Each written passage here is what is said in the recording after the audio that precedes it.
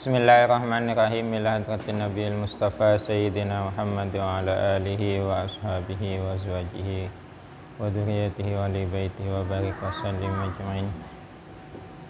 Thumma khususan ila Imam Ghazali Syekhul Islam.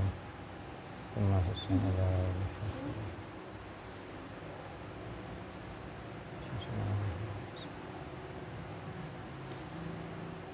sama khususan ila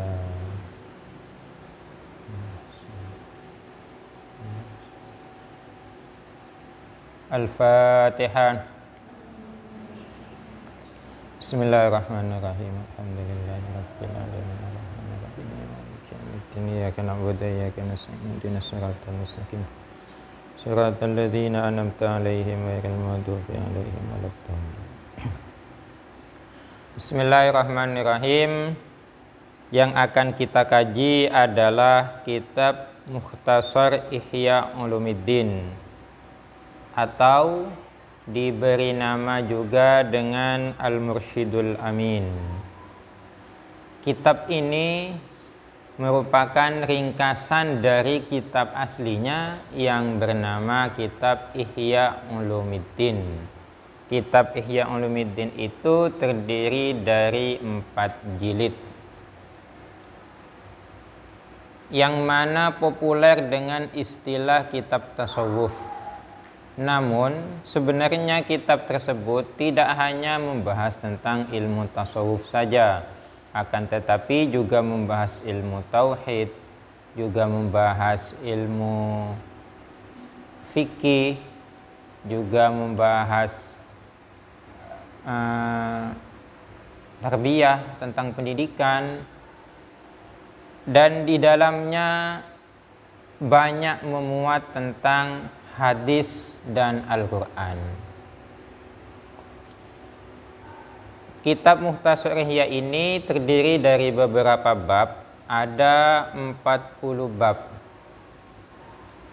Lumayan banyak yang akan kita kaji.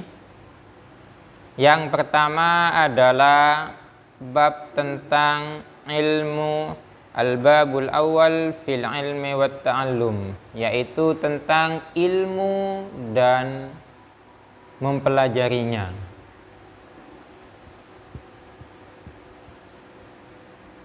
Kita baca dari yang pertama, dari al-babul awal. Al-babul awal ini adalah bab yang pertama, fil ilmi wat ta'allum, di dalam penjelasan tentang ilmu wa ta'allum dan mempelajarinya. I'lam anna fadilatal ilmi syawahiduha minal qur'ani katsiratun. I'lam, ketahuilah olehmu, anna fadilatal ilmi, kepada sesungguhnya adapun keutamaan ilmu, syawahiduha, yang buktinya atau dalil-dalilnya, minal qur'ani, dari Al-Qur'an, katsiratun, ialah banyak. Keutamaan tentang ilmu itu sangat banyak di dalam Al-Qur'an. Faminha, dan ialah termasuk dari dalil atau syawahid, qauluhu ta'ala, adapun firman Allah Ta'ala yang berbunyi Bismillahirrahmanirrahim, yarfa'illahu alladhina amanu minkum walladhina utul ilma darajat. Surah Al-Mujadalah ayat 11. Yarfa'illahu, meninggikan siapa Allah atau mengangkat siapa Allah, alladzina, terhadap orang-orang, amanu, yang beriman di antara kalian semua, minkum, di antara kalian semua, walladzina, dan orang-orang utul ilma, yang diberi ilmu. Mengangkat apanya? Darajatin, akan derajatnya. Jadi Allah itu sudah menegaskan di dalam Al-Quran bahwa orang-orang yang memiliki ilmu dan orang-orang yang beriman itu derajatnya akan ditinggikan, akan dilipat gandakan oleh Allah. Makanya tidak usah takut kita menjadi orang berilmu. Justru kita harus berlomba-lomba menjadi orang yang berilmu.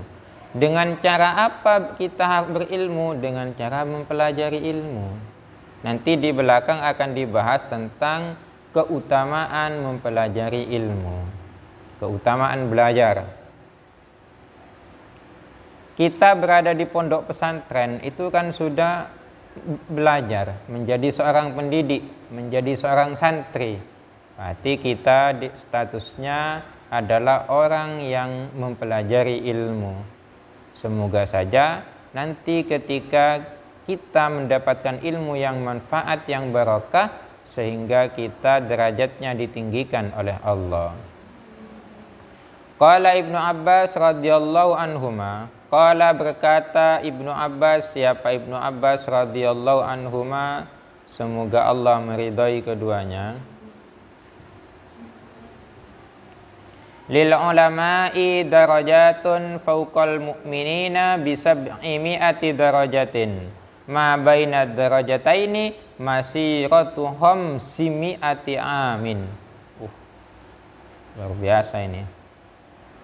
Lil ulama'i, dan lil ulama'i ialah bagi para ulama, darajatun adapun beberapa tingkatan, beberapa derajat, beberapa tingkatan, fauqal mu'minina, di atas orang-orang mukmin. Di atas kan ayat di atas sebelumnya itu pada yang yarfa'illahu alladhina amanu minkum walladhina utul ilma darajat. Ayat tersebut kan menjelaskan tentang derajatnya orang-orang mukmin dan derajatnya orang yang memiliki ilmu. Nah, kemudian di bawah ini dijelaskan tentang mana tinggi sih derajatnya antara orang yang memiliki ilmu dengan orang yang beriman. Nah, ini dia. Darajat lil ulama'i darajatun fauqal mu'minina. Kedudukannya atau derajatnya orang-orang yang berilmu atau ulama, fauqal mu'minina, di atasnya orang-orang mukmin, bisab'i mi'ati darajatin, bisab'i mi'ati darajatin, 700 derajat. 700 derajat itu sangat banyak berarti ini. Ma baina darajataini, yang mana antara dua derajat, di antara kedua derajat sehingga mencapai 700, masiratu khamsimi'ati amin, ialah perjalanan 500 tahun. Luar biasa ini. Derajatnya orang yang berilmu ini sangat luar biasa, teman-teman.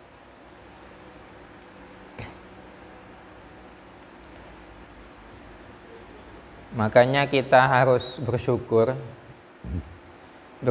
kepada Allah dan berterima kasih kepada kedua orang tua kita. Dengan beliau, kedua orang tua kita, keluarga kita sudah memondokkan kita. Kita harus bersyukur. Kita sedang dididik, kita sedang dipersiapkan menjadi orang yang alim, menjadi ulama, sehingga derajatnya kita dengan orang mukmin itu 700 derajat. Perjalanan di antara dua derajat itu sama dengan 500 tahun. Pertanyaannya, usia kita sampai tidak 100 tahun? Tidak sampai. Usia kita hanya kisaran 60 sampai 70. Yang mana ini perjalanan derajatnya 2 derajat sampai ke 700, masing-masing dari 2 derajat itu 500 tahun. Berarti teman-teman, kedudukannya orang yang berilmu itu sangat tinggi sekali. Wa qala ta'ala, dan berfirman siapa Allah Ta'ala, Qul hal yastawil ladzina ya'lamuna wal ladzina la ya'lamun. Surah Az-Zumar ayat 9. Kul katakanlah olehmu wahai Nabi Muhammad. Hal ini yang disebut dengan istifham ingkari. Hal yastawil ladina, apakah sama orang-orang yang lamuna yang tahu, yang memiliki ilmu pengetahuan, walladzina dan orang-orang la ya'lamuna, dan walladzina dan orang-orang la ya'lamuna yang tidak mengetahui. Apakah sama antara orang yang memiliki ilmu pengetahuan dengan orang yang tidak memiliki ilmu? Jawabannya jelas berbeda. Jelas tidak sama. Apakah sama orang santri dengan bukan santri? Jelas berbeda. Wa qala ta'ala innama yakhshallaha min ibadihil ulama.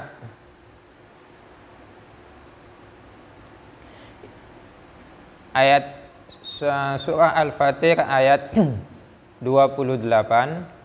Innama hanya saja yakhsha takut Allah kepada Allah min ibadihi dari hamba-hambanya Allah al ulama'u siapa para ulama.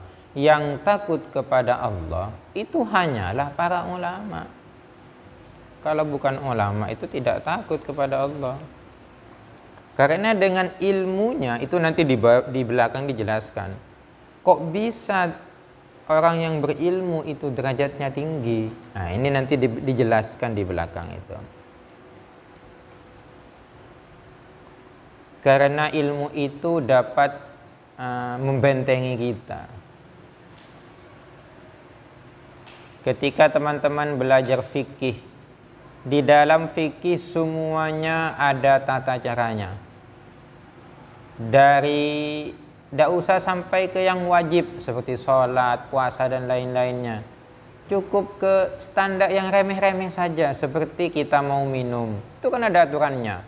Tidak boleh berdiri.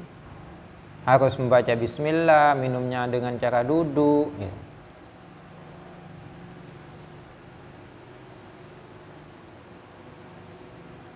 Wa qala ta'ala dan berfirman siapa Allah Ta'ala wa tilkal amsalu nadribuha linnasi wa ma ya'qiluha illal alimun. Al-Ankabut ayat 43. Wa tilkal amsalu adapun perumpamaan itu nadribuha ialah membuat siapa kami ay Allah akan perumpamaan linnasi terhadap manusia wa ma ya'qiluha dan tidak memahami ha kepada al-amsal tilkal amsal illal alimun kecuali siapa para orang alim, para ulama. Allah itu di muka bumi banyak sekali membuat perumpamaan-perumpamaan. Yang mana yang mengetahui itu hanyalah orang-orang yang berilmu. Kalau orang-orang biasa ya tidak tahu. Kenapa orang yang berilmu itu bisa mengetahui? Karena mereka sering merenung, sering berpikir. Wa minal akhbari qauluhu alaihi salatu wassalam, wa minal akhbari dan yang tadi di atas itu keutamaan ilmu dari referensinya, dalilnya dari Al-Quran. Sekarang dalilnya itu dari hadis. Wa minal akhbari dan dalil atau bukti keutamaan ilmu dari hadis. Qauluhu adapun perkataan, adapun sabda Nabi Muhammad sallallahu alaihi wasallam. Al-ulama'u warasatul anbiya'i. Al-ulama'u adapun para ulama, warasatul anbiya'i ialah pewaris para nabi. Ingat ya, di sini hadisnya adalah ulama. Pewaris para nabi itu adalah ulama, bukan orang yang kaya raya. Bukan orang yang banyak hartanya, bukan orang yang banyak tanahnya, bukan orang yang banyak istrinya, bukan orang yang banyak anaknya, bukan orang yang memiliki jabatan tinggi, tapi pewaris Nabi adalah ulama, adalah orang yang memiliki ilmu. Berarti teman-teman, kita semuanya yang sedang belajar, yang sedang mondok, mencari ilmunya Allah, sedang dididik menjadi warasatul anbiya. Kita harus bersyukur.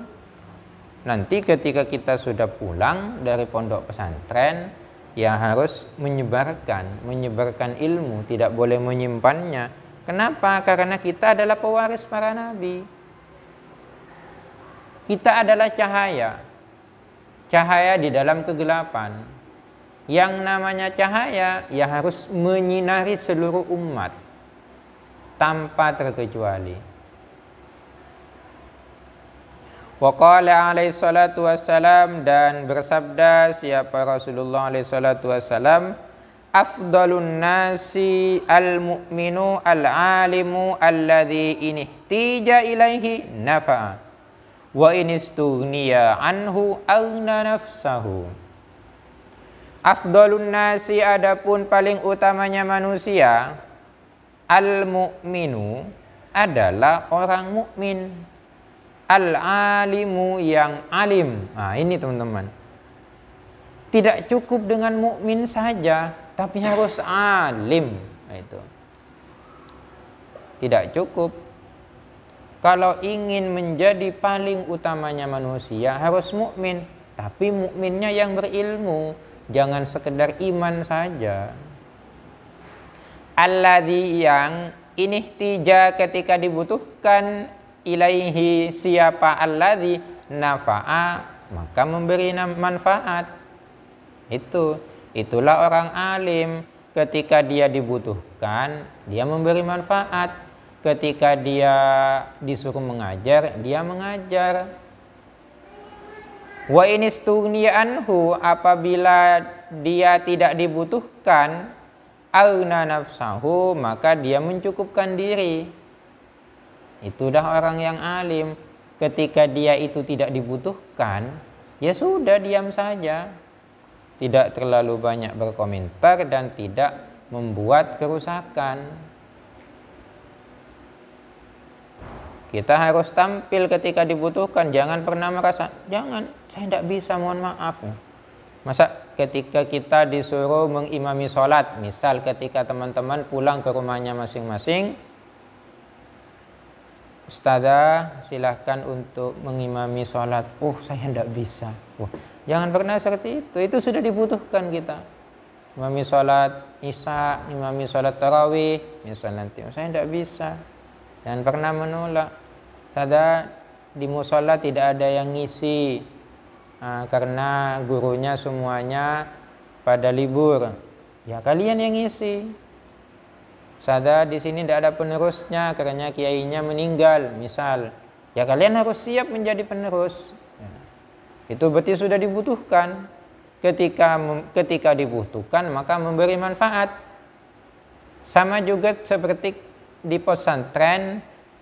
Ketika kekosongan ketua kamar, itu kan sudah dibutuhkan. Ketua kamar berarti kalian adalah dianggap sudah mumpuni. Maka kalian statusnya harus menjadi ketua kamar. Itu adalah memberi manfaat namanya. Inihtija nafa'a.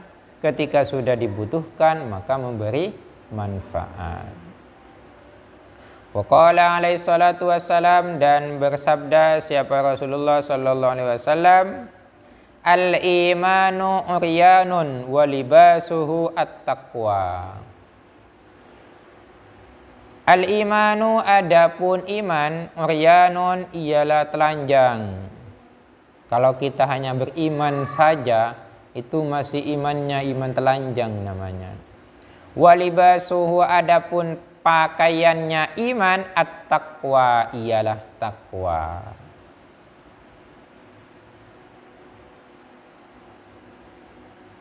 Takwa itu adalah melaksanakan perintah Allah dan menjauhi larangannya. Dari mana kita tahu bahwa ini adalah perintah Allah, bahwa ini adalah larangan Allah? Tentunya dengan cara belajar. Kita tidak bisa sampai ke status takwa kalau kita tidak mengetahui. Kita tidak tahu bagaimana mungkin kita akan melaksanakan sholat kalau kita tidak tahu bahwa sholat itu wajib, bahwa tata cara sholat seperti ini. Berarti kita tidak akan mungkin sampai ke takwa, kecuali kita harus berilmu. Makanya betul di atas yang disampaikan pertama kali keutamaannya adalah keutamaannya orang yang alim. Karena sampai kepada takwa itu harus alim dulu, baru takwa. Wa zinatuhu, adapun perhiasannya, perhiasan iman, al-haya'u, ialah malu. Malu apa? Malu di sini bukan ketika disuruh ngajar enggak saya malu, ketika disuruh ngimamin enggak saya malu, ketika disuruh sekolah enggak saya malu, bukan itu malu di sini. Ketika disuruh ketika berpidato enggak saya malu, bukan itu malu di sini. Al-haya yang dimaksud di sini adalah malu melaksanakan larangan-larangan Allah. Kita malu kepada Allah kalau kita melaksanakan apa yang dilarang olehnya. Kita dilarang untuk tidak melaksanakan perbuatan maksiat. Ternyata kita melaksanakannya. Itu malu kalau kita melaksanakan maksiat. Itu maksudnya malu di sini.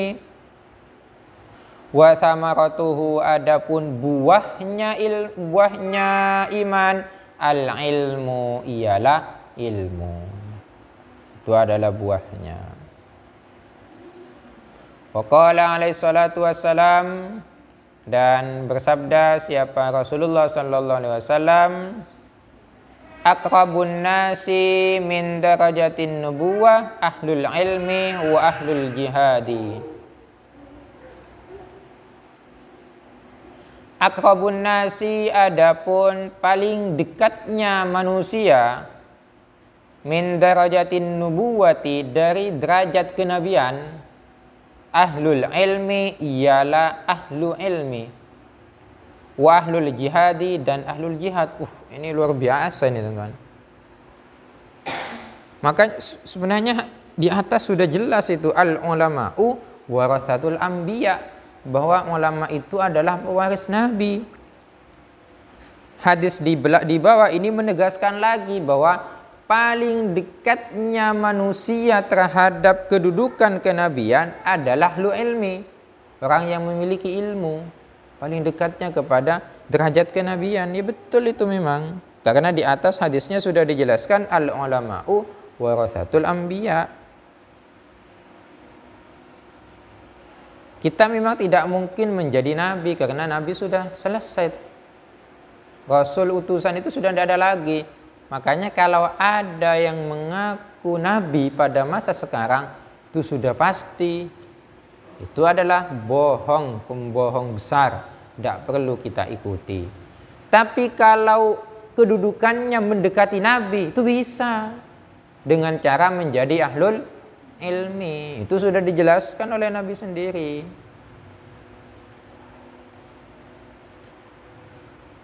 Kenapa ahlu ilmi dan ahlul jihad ini kedudukannya mendekati kedudukan nabi?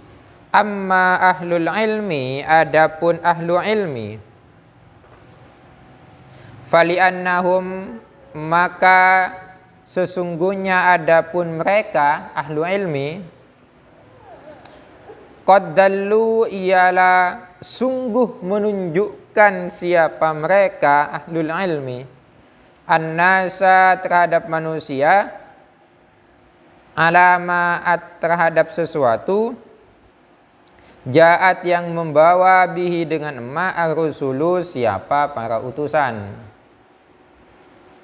Ini alasannya kenapa ahlul ilmi itu kedudukannya mendekati nabi, mendekati derajat kenabian, karena para ahlu ilmi itu menunjukkan kepada manusia apa-apa yang dibawa oleh Rasul, apa-apa yang dibawa oleh para utusan, itu disampaikan kepada manusia oleh para ahli ilmi. Setelah para nabi itu diteruskan estafet para nabi itu dilanjutkan oleh ulama. Ini alasannya kenapa kedudukannya mendekati kenabian. Wa ahlul jihadi, dan adapun ahlul jihad, fajahadu, maka ialah berjihad. Siapa ahlul jihad? Mereka biasyafihim, dengan pedang-pedang mereka, alama ja'at bihi rusulu, alama berdasarkan apa-apa, ja'at yang datang, bihi dengan rusulu, siapa?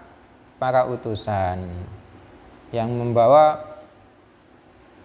Ketika ada orang yang memerangi Islam, kemudian para mujahid itu memeranginya, memerangi orang yang menentang Islam, memerangi orang yang menentang apa yang dibawa oleh Rasul, maka itulah yang disebut dengan mujahid, orang yang ahlul jihad, sehingga kedudukannya juga mendekati kenabian.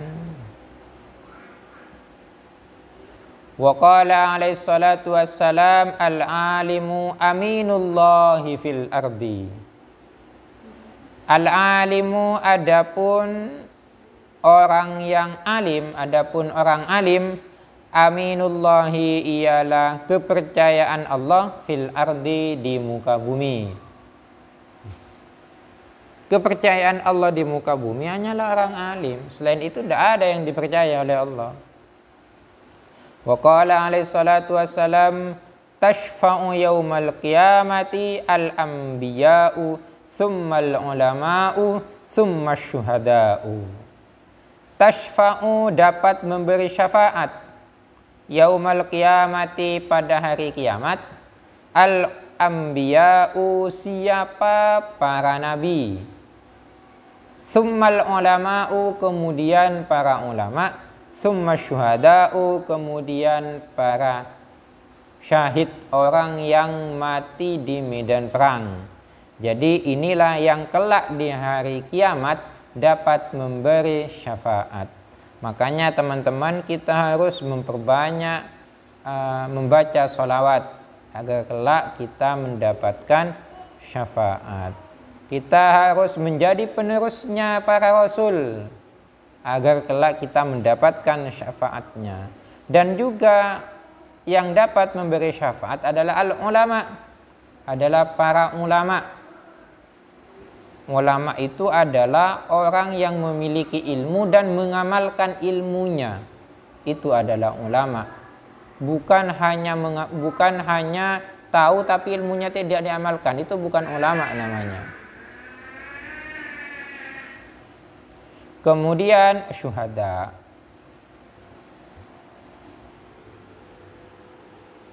Ini sesuai jamnya ya. Pengajian sama pengasuh sekarang juga kan? Oh, bukan sekarang masih. Oh, lanjut berarti ya. Kalau masih 1 Ramadan masih lama. Wa qala Fathul Musili. Wa qala, dan berkata Fathul Musili, siapa?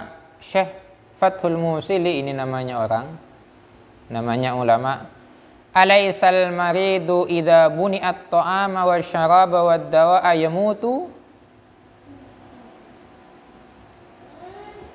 Alaisal maridu, bukankah al-maridu, siapa orang sakit, idza muni'a, bukankah orang sakit idza muni'a, apabila dicegah, siapa orang yang sakit itu dicegah ta'ama, terhadap makan, wa syaraba, dan minum, wa dawa'a, dan obat-obatan, yamutu, ialah akan mati.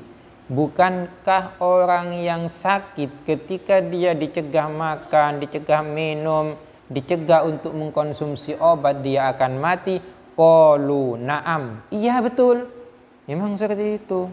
qala kadzalikal qalbu idza muni'a anhu al hikmatu wal ilmu salasata ayyamin mata. Kadzalikal qalbu, begitulah juga dengan hati. Idza muni'a, apabila dicegah, anhu dari hati itu, apa yang dicegah?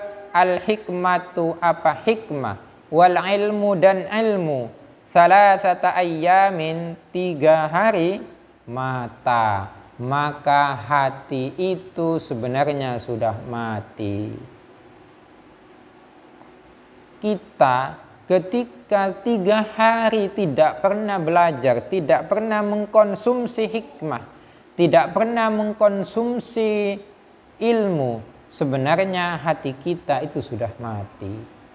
Perumpamaannya sama seperti orang yang sakit. Orang sakit ketika sudah sakit kronis, ketika tidak makan tidak dikasih, minum tidak dikasih, obat-obatan, iya alamat itu sudah. Tinggal menunggu mati. Sama juga dengan hati.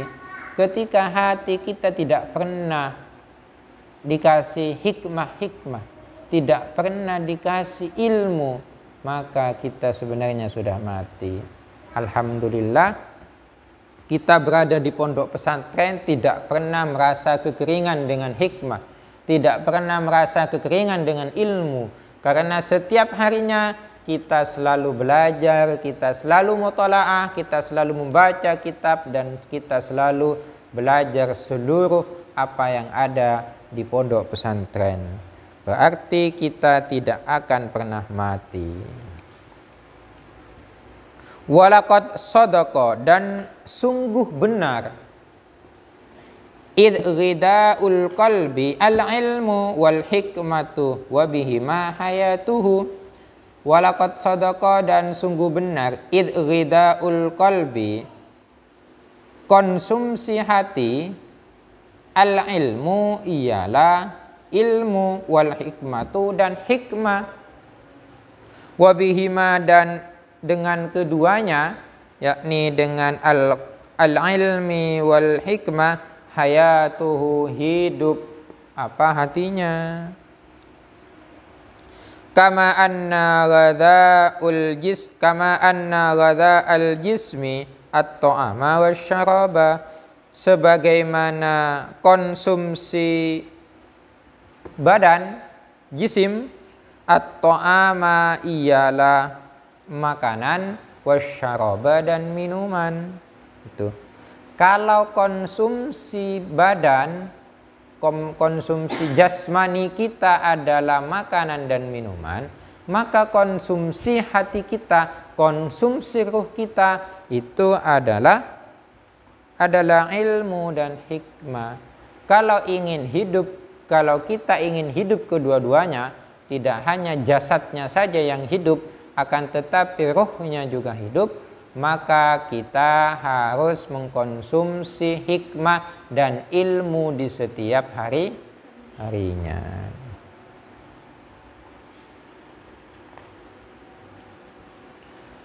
Wa man faqadal ilma faqalbuhu maridun wa mautuhu lazimun.